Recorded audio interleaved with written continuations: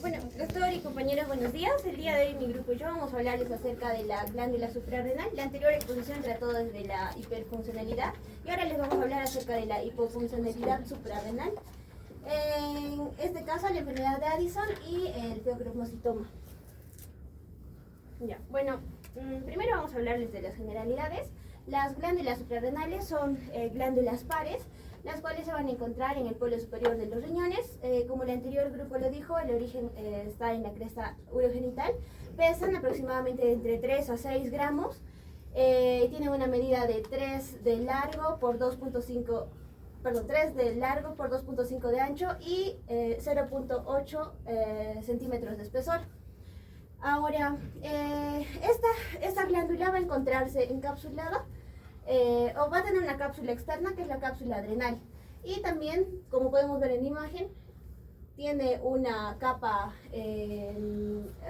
grasa que recubre también al riñón. Bueno, va a tener relaciones, en este caso, bueno, vamos a iniciar primero con la base. Se va a encontrarse en el polo superior del riñón.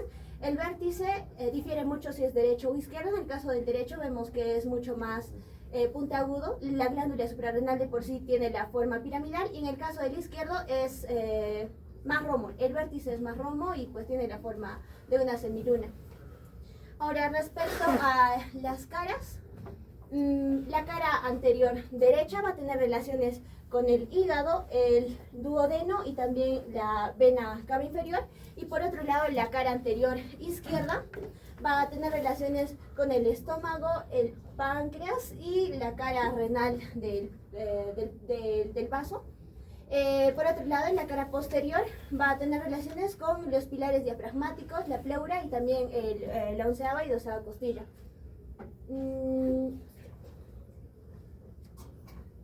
Ahora, la glándula suprarrenal va a tener capas. La más externa es la cápsula, le sigue la corteza, que está de color amarillo, es mucho más lipídica, y la parte interna más rojiza, la médula. Ahora, si bien es cierto, esta es una glándula endocrina, la cual tiene que segregar sus hormonas a la sangre. Es por ello de que también es importante hablar sobre la irrigación. Respecto a la irrigación, pues encontramos arterias suprarrenales superiores que nacen de la arteria diafragmática inferior. Tenemos las arterias suprarrenales medias que nacen directamente de la aorta, y las arterias suprarrenales inferiores que nacen de la arteria renal.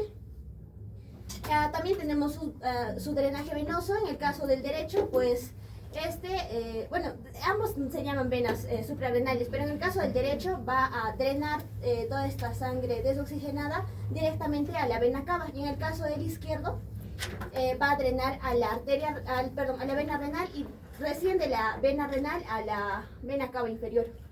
Acá observamos las capas de la glándula suprarrenal. Encontramos a la cápsula, la corteza y la médula. La parte de la corteza es la que más nos va a importar. En este caso forma parte casi de un 80% de toda la capa, de toda la glándula suprarrenal. Va a tener capas. Tenemos la capa glomerular, que está formando básicamente un 15%. Se llama así justamente por la disposición redondeada y glomerular, el aspecto que se asemeja a los glomérulos del riñón. Su función de es producir los mineralocorticoides, y de entre ellos la aldosterona, el cual es muy importante porque permite la regulación del agua, de sodio, y también la secreción o la eliminación del potasio y también de los hidrogeniones. Luego tenemos a la fascicular. Su disposición lo dice todo, es fascicular. En este caso, pues se encargan de la producción de los glucocorticoides. Ejemplo de el cortisol, importante porque va a permitir el metabolismo de la glucosa, y también se le conoce como la hormona del estrés. Tiene varias funciones, vamos a ir viendo esto después. Y finalmente tenemos a la región reticular.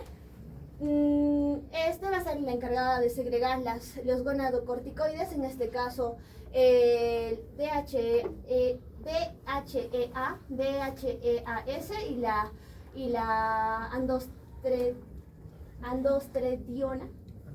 En el caso de los varones, pues funciona más la testosterona, pero en el caso de las mujeres sí cumple un papel importante, justamente porque va a permitir crecimiento del vello púbico. Por otro lado, también tenemos la médula, importante porque va a segregar las catecolaminas, en este caso la adrenalina, noradrenalina y la dopamina. Acá tenemos la misma imagen, las capas, la zona glomerular encargada de la producción de los mineralocorticoides, ejemplo de este, la aldosterona, que se encarga de la regulación de sodio, también de la secreción del potasio y también de los hidrogeniones. Tenemos la zona fascicular, que forma parte de un 80% de la región de la corteza. Produce los glucocorticoides, ejemplo de este el cortisol. Tenemos la zona reticular, forma parte de un 5%. Permite la formación de los andrógenos. Y finalmente tenemos la región medular, que en este caso forma parte de las... segregan lo que es la epinefrina, norepinefrina, entre otros.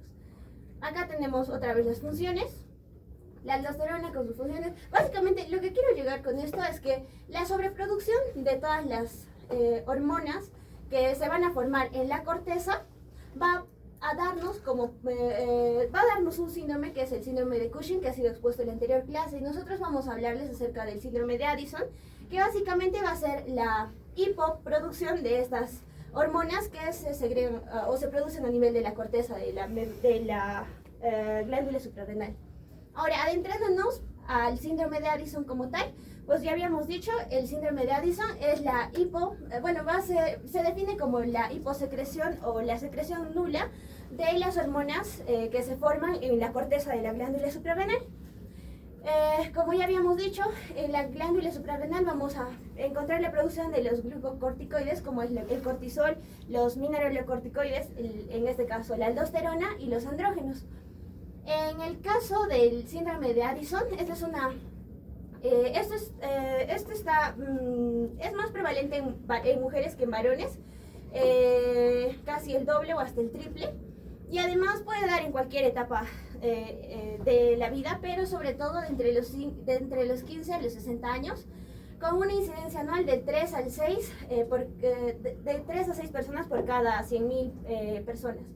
Ahora, en grandes ciudades, la naturaleza básicamente, o el origen de esto es por enfermedades autoinmunes, y en países con extrema pobreza puede ser por infecciones. En el caso del Perú, al ser un país potencial en tuberculosis, pues se asocia a esa causa. Acá tenemos la etiología. Quería explicarlo después de explicar la clasificación. Bueno, la clasificación también la van a explicar mis demás compañeras, pero... nos importa la primera clasificación, que es según el nivel de afectación. Puede ser primaria, secundaria o terciaria. Primaria va a ser cuando la lesión va a ser netamente de la glándula suprarrenal. Eso significa de que no va a haber producción de cortisol sobre todo. Ahora, la secundaria va a ser cuando va a haber una lesión a nivel de la adenohipófisis. En este caso ya no va a haber tampoco cortisol, pero en este caso tampoco va a haber ACTH. Y la terciaria es cuando la lesión se va a encontrar en el hipotálamo, ya no va a haber tampoco ACTH menos cortisol. Lo van a explicar después mis compañeras, y ahora retrocediendo a la etiología como tal. Las causas primarias, como sí les había dicho, básicamente va a indicar una lesión a nivel suprarrenal. En este caso puede ser por enfermedades autoinmunes, que es lo más común. Puede ser de forma aislada o por diferentes síndromes, por ejemplo el síndrome poliglandular autoinmune de tipo 1 y 2. También puede ser infecciosa, importante en nuestro medio por el caso de la tuberculosis, micosis, sida, entre otros. Puede ser por cánceres, linfomas, también por infarto o hemorragia en ambas glándulas suprarrenales. Ahora, en el caso de las secundarias, aquellas que van a afectar al hipófisis o si no al hipotálamo, puede ser primero por una suspensión de la corticoterapia crónica, que es muy común en el medio. En el caso de que una persona se esté medicándose con cortisol, el hipotálamo ya no genera el ACTH. Entonces, cuando se le quite el cortisol, ya no va a generar más ACTH el cortisol. Ya no va a generar más ACTH el hipotálamo. Ahora, otra causa son los tumores de la hipófisis, después de cirugías hipofisiarias, después de radioterapias, necrosis, traumatismos, tumores, entre otros.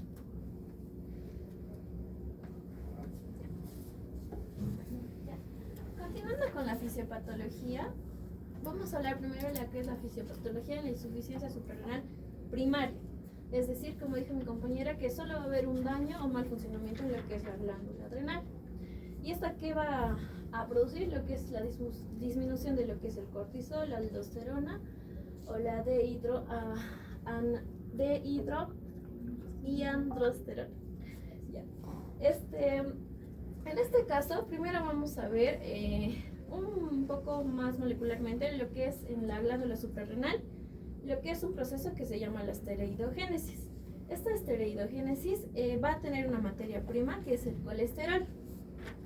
A partir del colesterol se va a producir o va a entrar a la célula y a la mitocondria por el colesterol desmolasa, que va a tener un gen específico. Y el primer elemento que se va a formar va a ser la pregnenolona. Este elemento o esta sustancia va a ser la principal, porque a partir de esta se va a seguir en tres, por así decirlo, vías distintas. La vía en lo que es en la zona glomerular, en la zona fascicular o en la zona reticular, dependiendo a las hormonas que producen, ¿no? Como ya hemos visto. En lo que es la zona glomerular vamos a generar los mineralocorticoides, donde vamos a tener lo que es la aldosterona, ¿no? Principalmente. Después en la zona fascicular, los glucocorticoides, que vamos a tener principalmente lo que es el cortisol, como podemos ver. Y en la reticular puede ser la testosterona o el estrógeno, a partir de la dehidroandrosterona, ¿no? Y lo que vemos de rojito son las enzimas y los genes que van a estar más propensos a lo que es la causa principal, ¿no? De esta enfermedad, que es la causa autoinmune. En estos casos es más propenso, por ejemplo, en el CYP21A2, en el CYP17A1 o en el CYP11A1. Y la 21 hidroxilasa va a ser algo importante de mencionar, porque esta va a ser bien específica para lo que es la corteza de la glándula suprarrenal, donde hay el mal funcionamiento, ¿no? Donde está el problema en esta patología. Y cada vía, por así decirlo, cada zona o región van a estar reguladas, por ejemplo, en la zona glomerular o por la producción de aldosterona, por lo que es la angiotensina 2 y potasio, o el sistema renina-angiotensina, ¿no? Como lo conocemos. En la zona fascicular, o lo que es la producción del colesterol por el ACTH, y igualmente lo que son las hormonas sexuales, el ACTH es lo que los va a regular. Ahora, vamos a tener entonces el mal funcionamiento de la glándula suprarrenal, la principal causa autoinmune, como podemos ver, y que puede afectar principalmente estas enzimas y genes, ¿no? que he mencionado. Y entonces vamos a ver que la glándula suprarrenal no va a funcionar en este gráfico, entonces por lo tanto no se va a producir lo que es el colesterol, la aldosterona y la DEA, ¿no? Y por lo tanto esto va consecuentemente a hacer que no haya el feedback negativo que debería haber en el funcionamiento normal.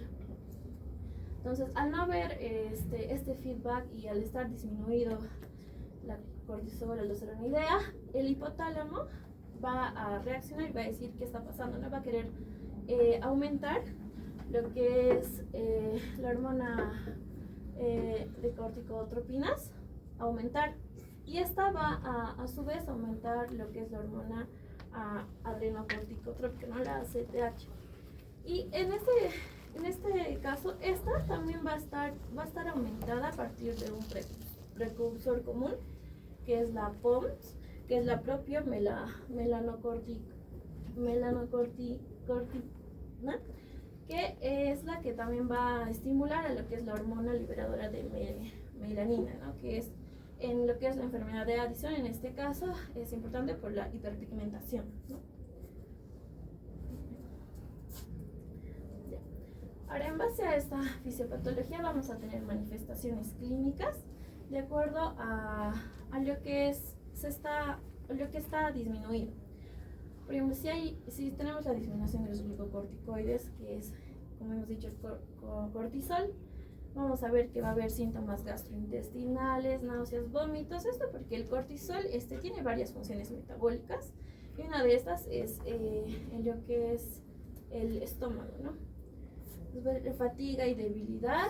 Esto más que todo, como es una función importante, es también la gluconeogénesis o la producción de glucosa. Esto al estar disminuida y no haber por lo tanto energía, que es importante para nuestro organismo, va a producir lo que es justo la fatiga, la debilidad, también la hipoglucemia, ¿no? Que van en correlación.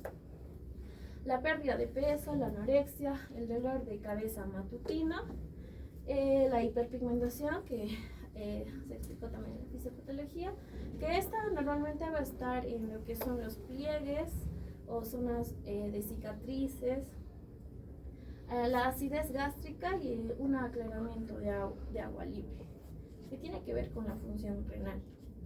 Después, si hay disminución de lo que son los mineralocorticoides, vamos a ver que va a presentar hipotensión, mareos, debilidad muscular, letargo, que es el sueño, ¿no? Constante. Los síntomas gastrointestinales también pueden estar presentes. En este caso, algo importante y característico es el antojo de sal, ¿no? Que va a ser como un mecanismo de nuestro cuerpo, por lo que no va a haber suficiente sodio. Entonces vamos a tener ganas de consumir, o va a tener más ganas de consumir más sal. La pérdida de peso, la deshidratación y signos, ¿no? Como la hiponatremia, hipercalemia y acidosis metabólica. Y si hay la disminución de andrógenos, aunque esta normalmente está más asociada a lo que son las mujeres, ya que como hemos visto en la vía de esteroidogénesis, es importante, ¿no? Porque produce testosterona. En cambio, en los hombres todavía tienen lo que son sus testículos para producir la testosterona. Por eso es que más se presenta en mujeres. Pero también puede haber disfunción eréctil, ¿no? En hombres. Y la disminución del vello pubiano y axilar en mujeres. Ahora, para el diagnóstico vamos a primero empezar con una sospecha que va a ser mediante las manifestaciones clínicas que va a presentar la persona, ¿no? Seguido a esto, vamos a ver y hacer pruebas para ver si esta persona tiene o presentar hiponatremia, hipercalemia o hipoglucemia. Después vamos a ver lo que es la función adrenocortical. En esto vamos a ver lo que es el cortisol y el ACTH. El cortisol va a estar normalmente menor a 140 nanomoles por litro y el ACTH va a estar el doble del límite superior. Entonces, estos parámetros ya van a dar como un diagnóstico. Los dos anteriores eran como más que todo la sospecha. Ahora, si digamos el cortisol todavía está elevado y todavía no está como el diagnóstico, sino es como ambiguo, vamos a hacer lo que es la prueba corta de Synacten, que es una prueba también rápida de ACTH, también llamada, donde en este caso se va a dar al paciente lo que es la cocintropina, que es la ACTH pero sintética. Esta se va a dar al paciente en 250 picogramos y vamos a esperar a que haya una respuesta, ¿no? A los 30 a 60 minutos. Si a los 30 o a 60 minutos el paciente presenta 500 picogramos de cortisol, va a ser normal. O sea, tiene que elevarse hasta 500 o más. Pero si es menos, ya es por causa de insuficiencia suprarrenal.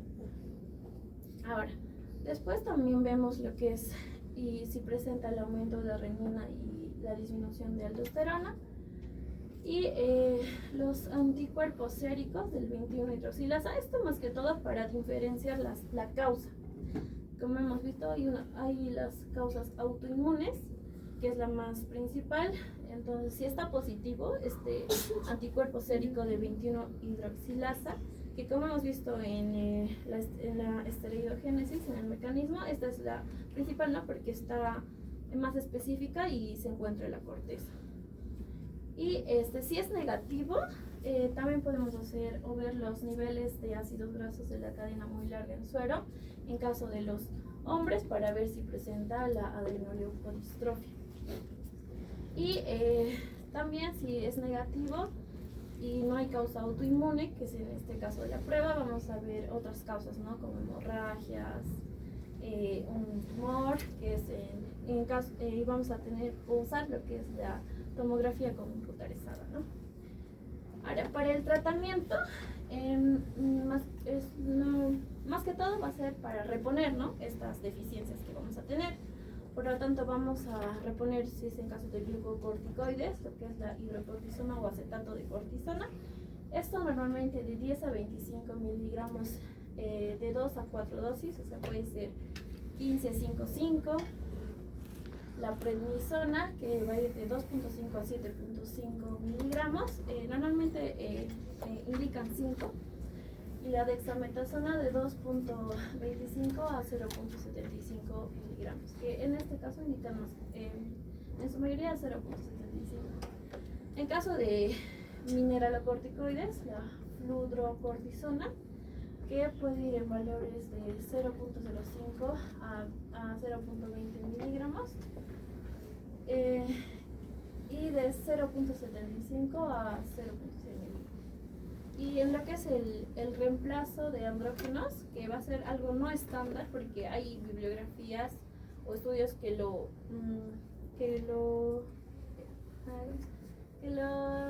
dicen que está bien, pero hay otros que no, que dicen que no. Perdón, ya. Y en este caso vamos a usar la de hidroepiandrosterona, ¿no? Y que va a ir de 10 a 25.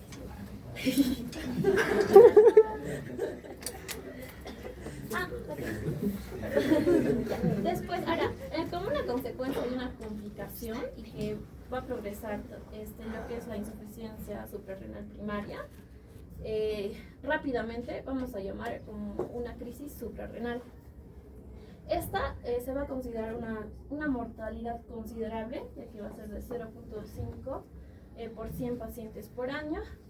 Y la cantidad al año de pacientes que presentan, por ejemplo, insuficiencia suprarrenal es del 8%, que sí o sí van a tener una crisis suprarrenal, es por eso importante. Ahora, vamos a ver que para presentar una crisis suprarrenal va a haber como un efecto desencadenante, en el cual puede ser el estrés, ¿no? O también enfermedades gastrointestinales gripales, infecciones, traumas, actividad física intensa e incumplimiento, que van a provocar un estrés fisiológico en el cuerpo. Entonces esto va a hacer que se necesite, ¿no?, lo que es el cortisol, pero al haber una insuficiencia suprarrenal, esta no se va a poder sintetizar, ¿no?, por el cortisol bajo y la aldosterona baja. El cortisol, sus funciones normales es la vasoconstricción, inhibir las citocinas proinflamatorias. Por ejemplo, en caso de infección, normalmente la respuesta va a ser que se estimule, ¿no?, las citocinas proinflamatorias. Si el cortisol estaría bien, va a inhibir a que haya un exceso. Entonces, si como en este caso está mal, no va a poder inhibir y va a haber un exceso de esta producción de citocinas proinflamatorias. En lo que es la aldosterona, también va a regular lo que es la presión arterial o el equilibrio de sodio y potasio. Como va a estar disminuyendo, va a haber, ¿no?, este equilibrio y esta presión arterial regulada. Entonces, ¿qué hallazgos clínicos y laboratorios vamos a tener principalmente en una crisis suprarrenal? Va a haber lo que es la hidratación, la hipotensión o shock desproporcionado a la gravedad de la enfermedad, náuseas y vómitos con antecedentes de pérdida de peso, dolor abdominal, hipoglucemia inexplicable, por lo que es rápido, ¿no?, la progreso a la crisis, la fiebre inexplicable, la hiponatremia, hipercalemia, y cualquier otra deficiencia endocrina autoinmune como el hipotiroidismo también. Y anormalidades en la pigmentación en este caso. Ahora, ¿qué vamos a evaluar? Primeramente para, por así decirlo, diagnosticar o ver que es una crisis suprarrenal. Primero lo que es la historia clínica, si tiene antecedentes de lo que es una insuficiencia suprarrenal primaria, ¿no?, o alguna causa o enfermedad relacionada autoinmune que pueda desencadenar, o por ejemplo también antecedentes justamente. Y la medicación, si ha tenido un corte brusco de si estaba tomando medicamentos. Y que el manejo inicial va a ser 100 miligramos de hidrocortisona, ya sea por vía intravenosa o intramuscular. Y si, consiguientemente 200 miligramos en las siguientes 24 horas. Estas de 50 gramos cada 6 horas. Y 1 litro de solución salina normal o dextrosa al 5% en 1 litro también de solución salina, seguido de líquidos de mantenimiento. Y ahora a continuación vamos a hablar de la insuficiencia suprarrenal secundaria. La insuficiencia suprarrenal secundaria principalmente se va a dar que hay una secreción inadecuada de ACTH de la hormona adrenocorticotrópica en la hipófisis anterior. ¿Cómo pasa esto? Principalmente se debe a que la falla no está ni en el hipotálamo ni en la hormona suprarrenal, sino está en la hipófisis, por lo cual hay una baja cantidad de ACTH. En la epidemiología, principalmente, el artículo menciona que esa insuficiencia suprarrenal se va a dar en varones. Tiene una prevalencia estable en los últimos 30 años, que va de 150 a 280 casos por 1 millón de personas, y principalmente se va a dar en personas hospitalizadas. ¿Por qué? Porque las causas de la insuficiencia suprarrenal secundaria se van a dar en los hospitales, que vamos a ver a continuación, hablando de la etiología. Dentro de la principal causa de la insuficiencia suprarrenal secundaria está el tumor, un macroadenoma hipofisiario. También se relaciona con otros tumores como un craniofaringioma o un meningioma. También es una causa iatrogénica, como puede ser una irradiación hipofisiaria y fármacos.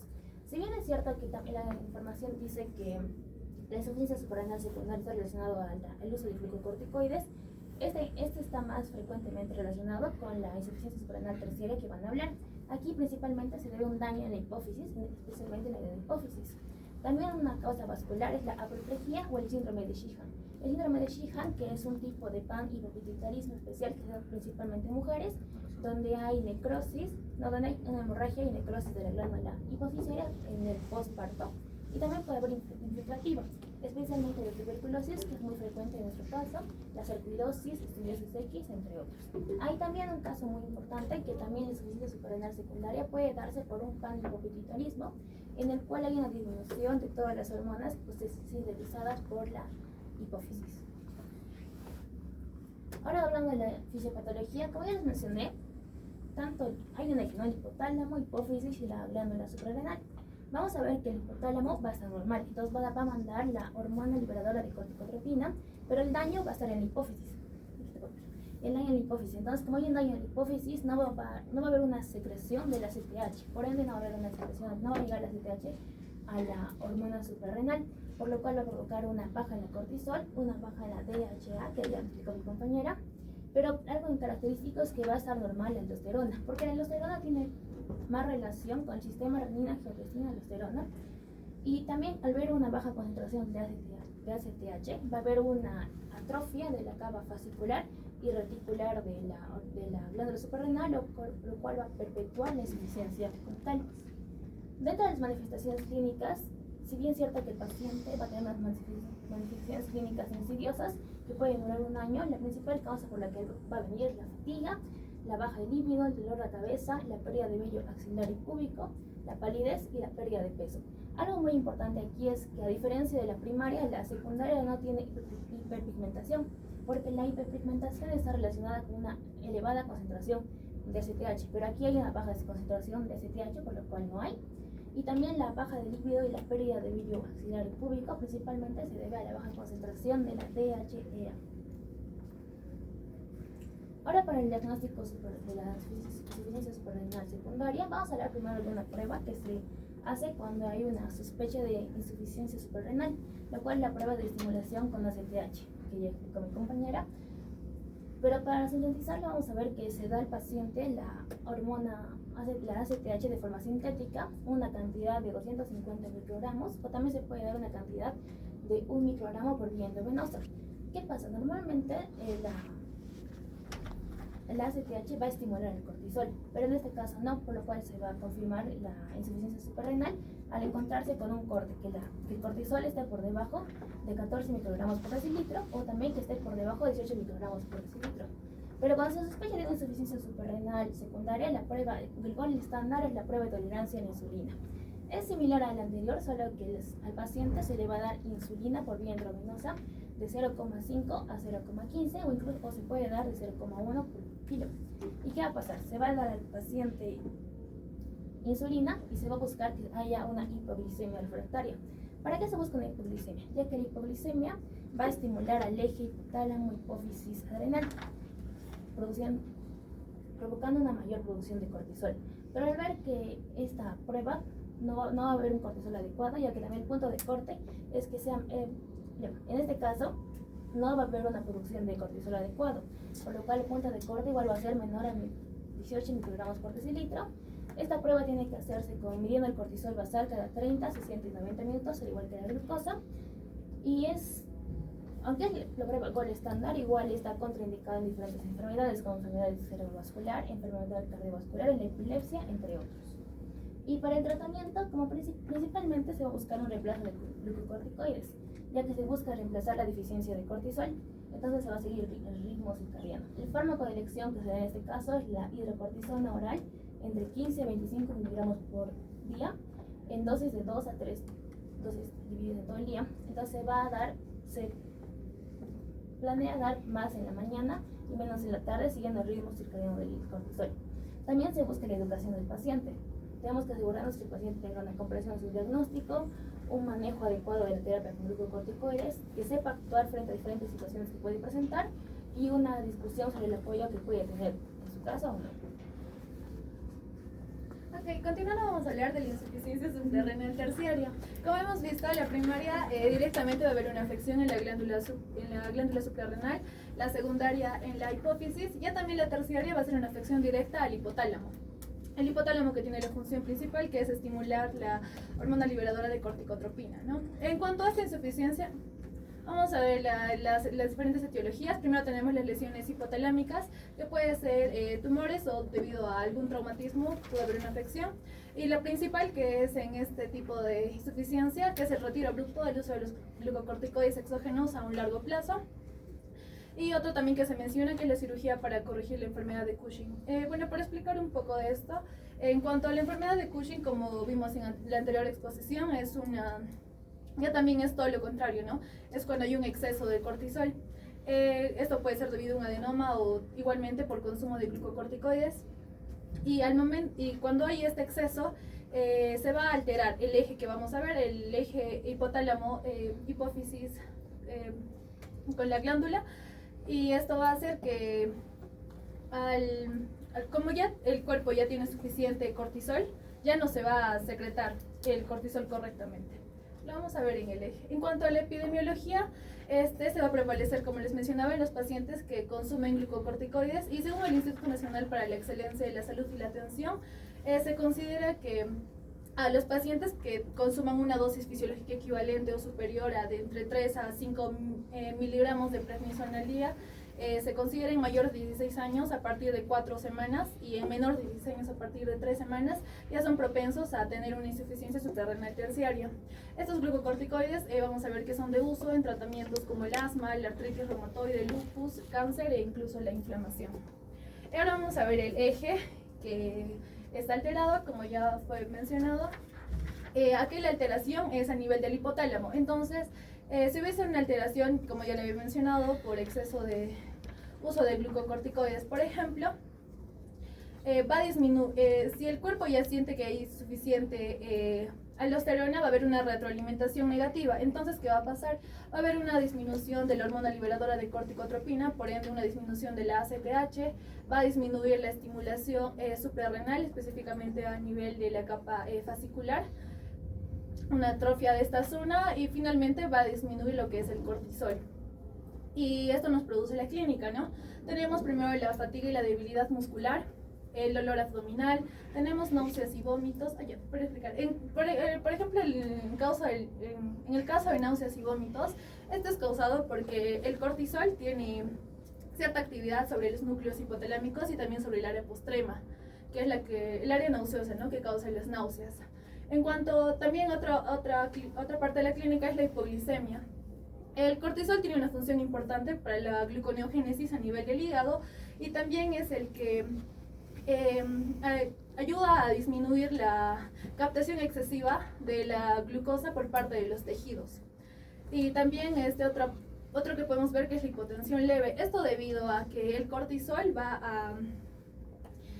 nos ayuda a mantener una presión arterial normal. Entonces, este cortisol es el que ayuda a que los receptores de las catecolaminas sean más sensibles, los receptores adrenérgicos alfa 1. Y estos receptores son para las catecolaminas, la adrenalina y la noradrenalina, haciendo que haya una vasoconstricción normal. Entonces, si se afecta esto, si hay menos cortisol, se va a disminuir la resistencia vascular y va a haber una mayor presión. Va a ocurrir lo que es la hipotensión leve y bueno, como ya fue mencionado, va a haber una ausencia de hiperpigmentación y también va a haber ausencia de hipocalemia. En cuanto al diagnóstico, como ya lo hemos visto, ya lo he mencionado, para comenzar es por la sospecha clínica de una insuficiencia suprarrenal. Se debe hacer el examen basal, ¿no? Se sugiere que sea en horas de la mañana.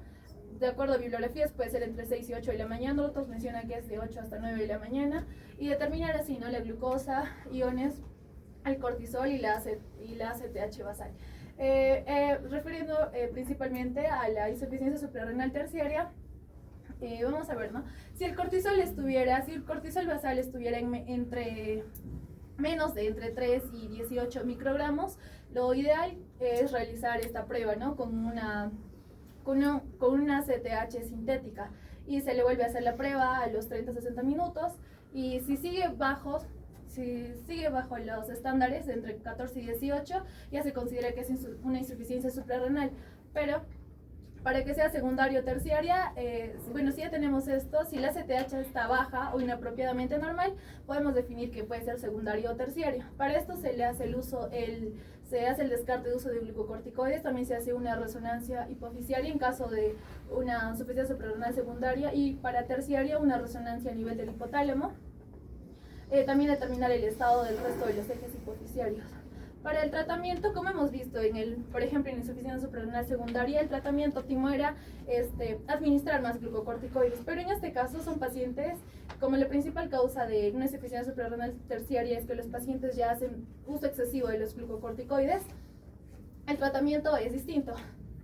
Una vez que se retiran los glucocorticoides, va a resurgir una estimulación paulatina, ya que se ha alterado el eje, ¿no? Y el hipotálamo se puede recuperar entre meses, puede durar hasta un año para volver a producir la hormona liberadora de corticotropina, como normalmente lo hacía, ¿no? En la mayoría de los casos, pero se recupera en un tiempo suficiente que no cause daños al paciente. Pero esto va a depender mucho de distintos aspectos, como la exposición general, la potencia con la que haya usado, la dosis de corticoides que se haya administrado, la duración del tratamiento y también la susceptibilidad individual de cada paciente, ¿no? Es así que la Sociedad de Endocrinología recomienda que los corticoides se reduzcan gradualmente, ¿no?, que se les administre de mayor forma, ¿no?, como hemos visto en la insuficiencia suprarrenal secundaria. Esto siempre y cuando no sean necesarios para su tratamiento.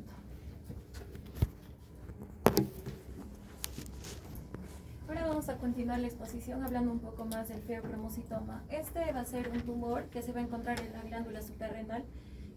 Este tumor específicamente va a estar más en la médula. Se considera que aproximadamente tiene de 80 a 85% de los tumores endocrinos.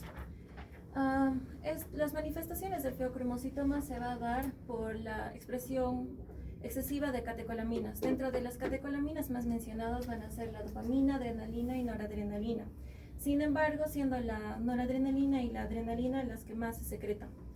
Estas catecolaminas son hormonas que van a tener funciones de regular la homeostasis, además de gestionar respuestas del organismo del estrés. Ahora, estas se van a secretar en dos lugares. Se va a secretar tanto en la glándula suprarrenal como en el tejido nervioso. Asimismo, el feocromocitoma va a tener una asociación con síndromes familiares, es decir, con mutaciones genéticas. Dentro de estas se va a mencionar al neurofibromatosis, neoplasia endocrina múltiple 2 y la enfermedad de von Hippel-Lindau, que lo voy a hablar más adelante. También hay que hacer una diferenciación clara en cuanto a los paragangliomas simpáticos.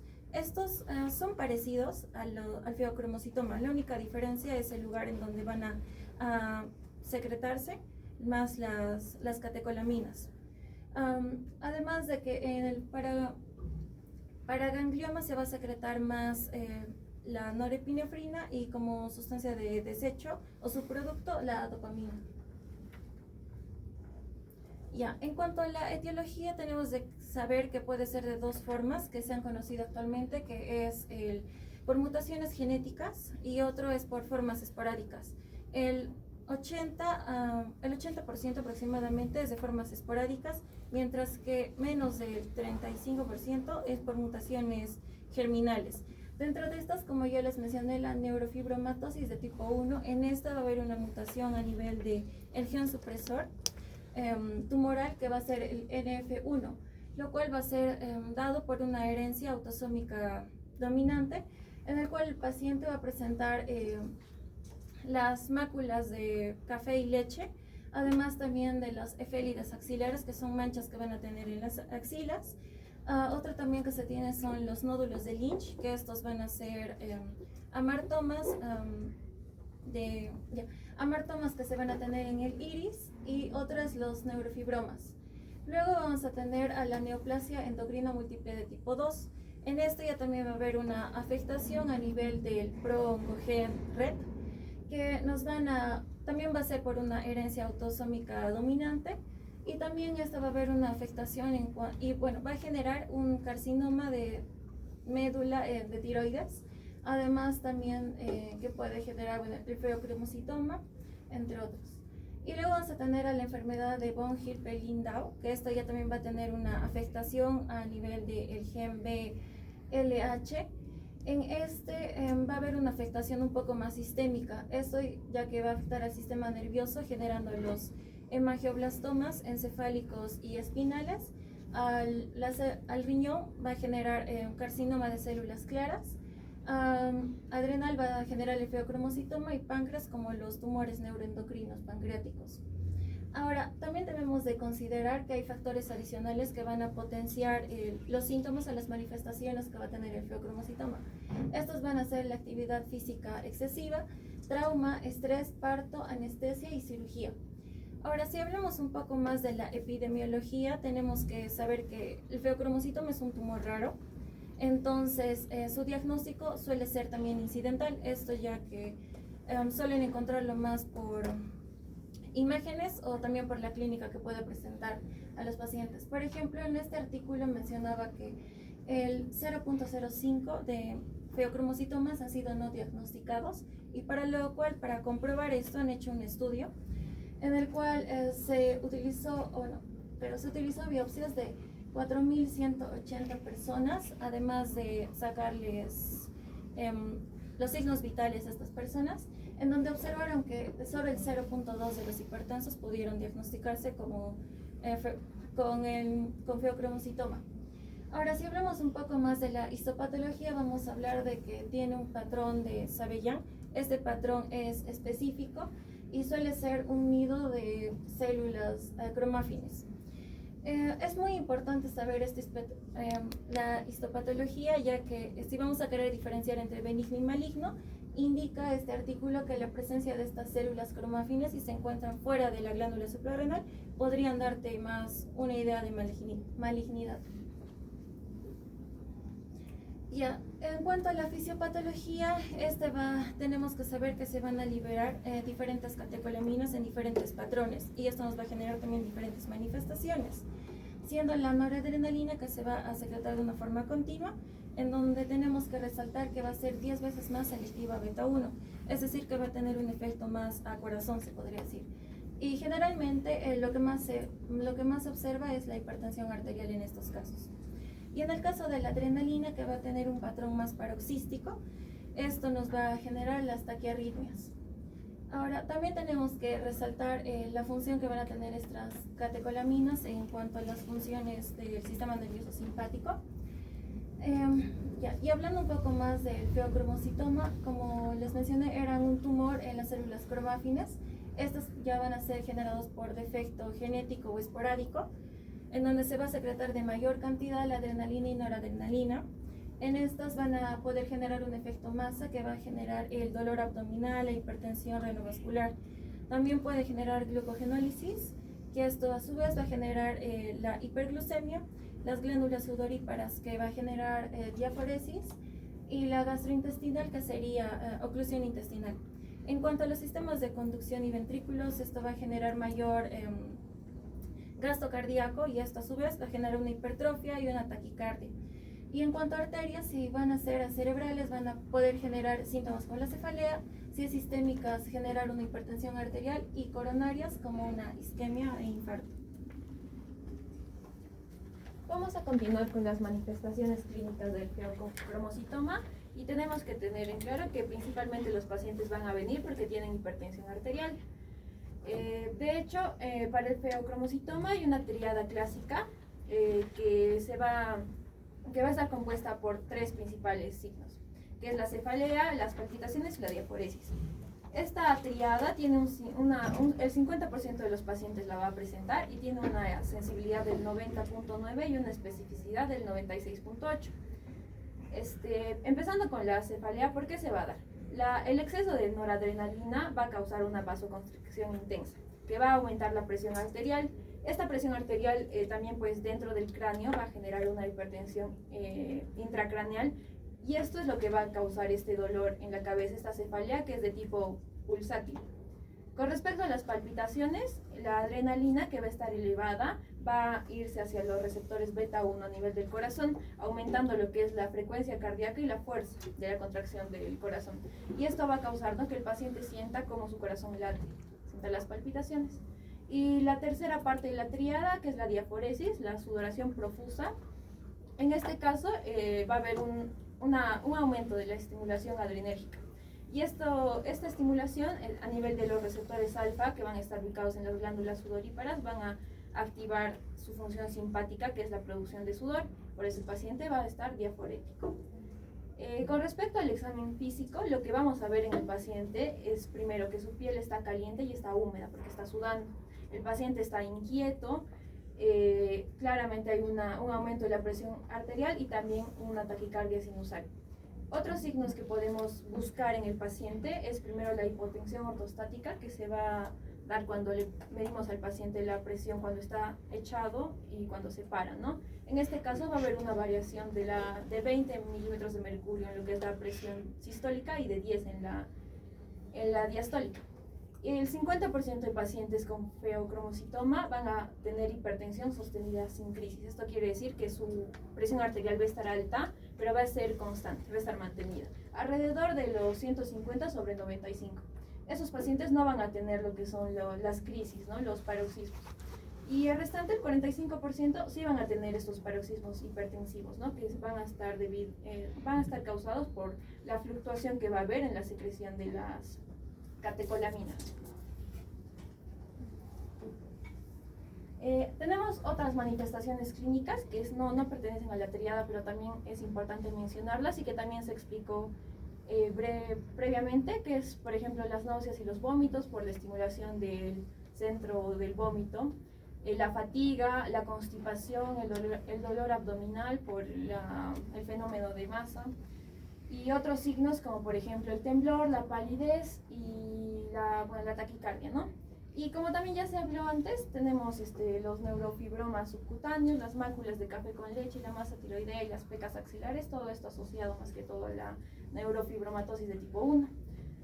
Igualmente que se mencionó, ¿no?, los nodos de Lynch en lo que es el iris y también los angiomas retinianos.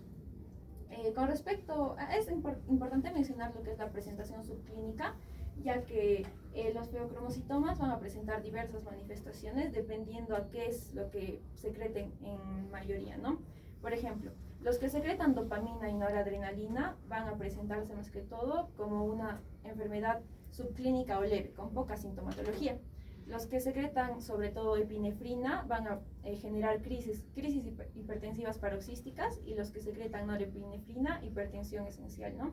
Y hablando de lo que es la enfermedad subclínica leve, es importante tener en cuenta si el paciente tiene riesgo cardiovascular, ya que las crisis hipertensivas pueden conducir a la muerte en estos pacientes que tengan un riesgo cardiovascular. Ahora, hablando del diagnóstico, siempre es importante tener primero lo que es nuestra sospecha clínica, ¿no? Preguntarle al paciente, revisarlo. Nos tiene que llamar la atención si el paciente es joven e hipertenso, ¿no? Si ha tenido crisis hipertensivas después de la anestesia, cuando se ha sometido a una cirugía, o por ejemplo después de que se le haya aplicado ciertos fármacos. También hay que estar alerta de los signos de actividad adrenérgica aumentada y también si hay antecedentes familiares, ¿no?, de feocromocitoma. Ahora pasamos a lo que es el diagnóstico bioquímico. Tenemos 4 pruebas fundamentalmente. La primera es las 3 primeras se van a medir en lo que es la orina de 24 días y la tercera es plasmática. Las que más se hacen son las 3 primeras, que la primera es la catecolamina fraccionada. En este caso se mide lo que es la adrenalina y la noradrenalina. Los valores normales de la adrenalina son menores a 20 y en este caso están mayores a 100. En la noradrenalina los valores normales son de 90 picogramos en 24 horas, ¿no? Y en el caso del feocromocitoma están superior a 200. En caso de las metanefrinas fraccionadas, que van a ser un producto del metabolismo de las catecolaminas, tenemos la metanefrina y la normetanefrina. La metanefrina va a estar elevada más allá de 900, siendo lo normal menor a 350, y la normetanefrina está más de 1200, cuando lo normal es que esté menor a 600. Y por último tenemos, con respecto a las pruebas que se hacen en la orina, ¿no?, el ácido vinil mandélico, que va a ser ya el producto final de la degradación de las catecolaminas, ¿no? Ya es lo que viene después de las metanefrinas, es ese ácido. Y lo normal es que esté presente de 2 a 7 miligramos en 24 horas en la orina, pero en el caso de pacientes con feocromocitoma está mayor a 10 o incluso puede llegar hasta 50. Y bueno, las metanefrinas plasmáticas por HPLC, que es un estudio de cromatografía líquida altamente sensible, que ya es un estudio mucho más específico y ya se va a hacer a nivel plasmático. Acá también se ve lo que es la metanefrina y la normetanefrina. Y bueno, los valores generalmente duplican a los normales. Aparte de esto, hay otros hallazgos laboratoriales que son la hiperglucemia, la hipercalemia y la eritrocitosis, ¿no?, que pueden acompañar este perfil bioquímico. Con respecto a lo imagenológico, generalmente los feocromocitomas se diagnostican de manera incidental cuando el paciente se realiza una tomografía o una resonancia, ¿no? Es por eso que la tomografía es la manera en la que más se diagnostica esto. Y se va a ver, ¿cómo se va a ver en la tomografía? Se va a ver una imagen altamente vascularizada de un aproximado de 5 a 10 centímetros que va a estar en el polo del riñón. Con respecto a la resonancia ya se va a pedir cuando se sospecha, ¿no? En la tomografía se ve algo. Para verlo mejor, pues se pide una resonancia. Cuando se supone que esta masa que se ha visto en la tomografía es más agresiva o si si hay múltiples lesiones iguales que esa, ¿no? Por ejemplo, como se menciona en los paragangliomas, o si ya ha habido una metástasis o una invasión, ¿no? También se puede llegar a diagnosticar en una ecografía, y en la ecografía se va a ver como una masa arriba del riñón, una masa bien delimitada, y la ecogenicidad va a ser mixta, tanto hipoecogénico como hiperecogénico. Y también si se le realiza lo que es el Doppler para ver la vasculatura, también se puede llegar a ver. Y hay otro estudio que es la gammagrafía con MIBG, que es el metayodo benzilguanilinina, que este componente, sustancia, no es una sustancia, es una... Bueno, ya. Este componente, este marcador, es similar a lo que son las catecolaminas. Entonces, lo que va a pasar es que las células cromatines lo van a hacer que entre, ¿no?, a su célula, y este marcador va a estar, le van a añadir lo que es un yodo 131, un yodo 123, que es radioactivo, no,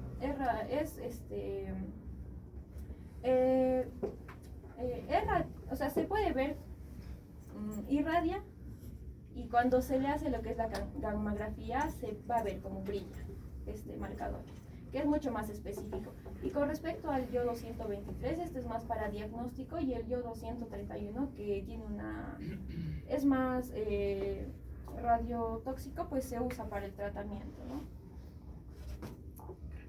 Y bueno, acá en el diagnóstico diferencial tenemos que hacer una comparación con otras enfermedades como la hipertensión esencial, el hipertiroidismo, el síndrome carcinoide y la crisis de pánico.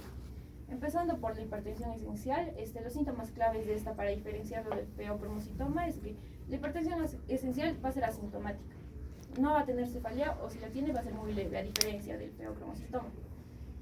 Su tipo de hipertensión es crónica y sostenida, y si recordamos, en el feocromocitoma tiene crisis, ¿no? Es paroxística. Los datos distintivos de la hipertensión esencial es que no tiene síntomas autonómicos, y en el laboratorio las catecolaminas van a estar normales. Con respecto al hipertiroidismo, los síntomas claves de son las palpitaciones, hay que destacar la pérdida de peso, el calor y el temblor. El tipo de hipertensión que van a tener ya va a ser leve o sostenida, igualmente no va a diferenciarse del feocromocitoma, que es paroxístico.